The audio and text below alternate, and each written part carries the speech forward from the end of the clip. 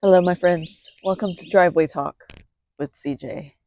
I'm your host, CJ. So, I just finished reading Memnoch the Devil by Anne Rice, and here are my thoughts.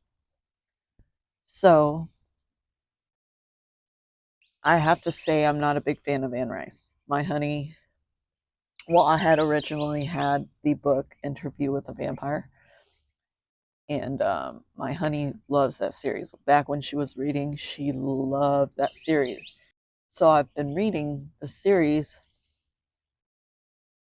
kind of to understand her a little better and to kind of dig into the mind of her. So I did not review, or I did not do a big review on the other books, but I will do one for this one. So Memnoch the Devil, the first thing that I'm going to say is Lestat is a giant brat. He's a crybaby, and the quote, "I was worn and miserable and I loved crying," describes him to a T, okay? Like, I'm not kidding. This man is a big old crybaby.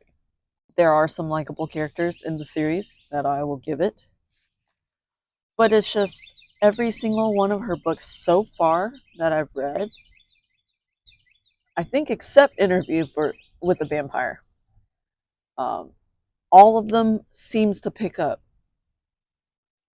after half of the book.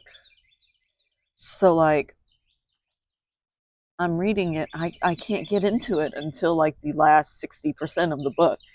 And at that point, I'm just kind of over the book and over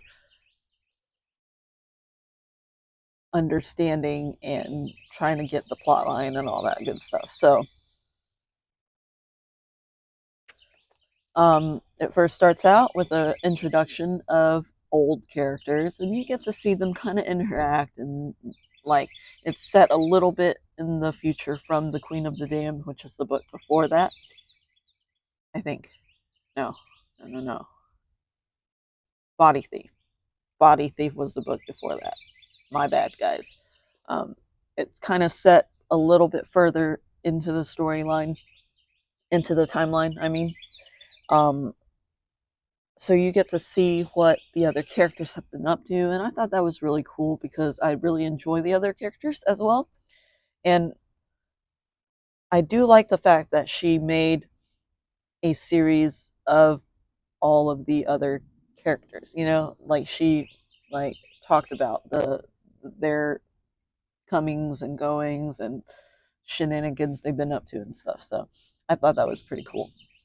So for her to reintroduce the characters in there like that, at least for a little bit, it gave me a little hope for that. This one introduces ghosts and other worldly beings, which obviously by the title, obviously the devil is introduced. So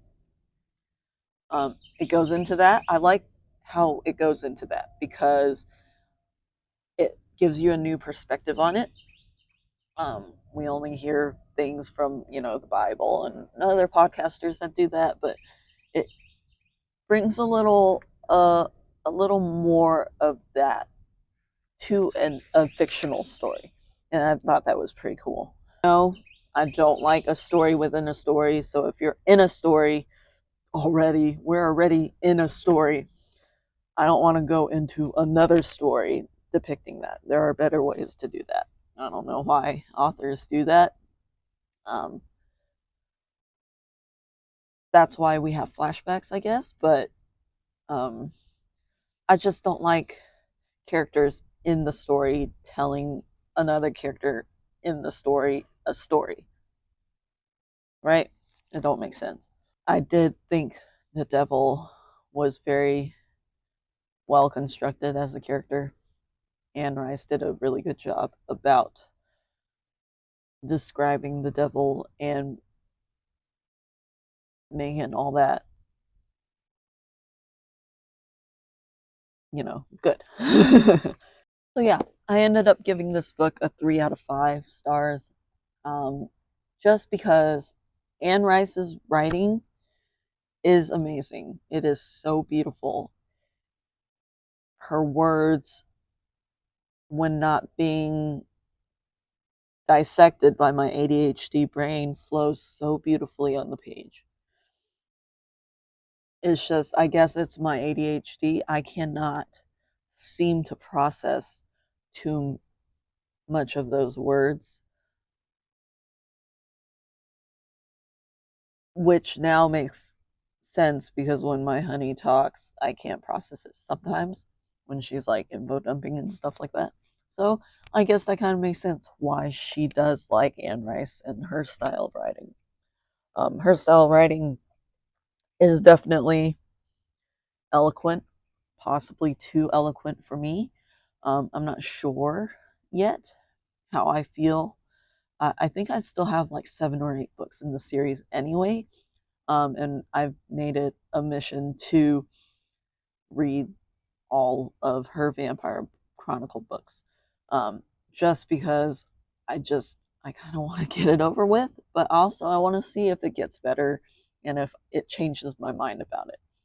Like I said, it's one of my honey's favorite series, so I'm like hesitant on knocking it, but at the same time, it is what it is.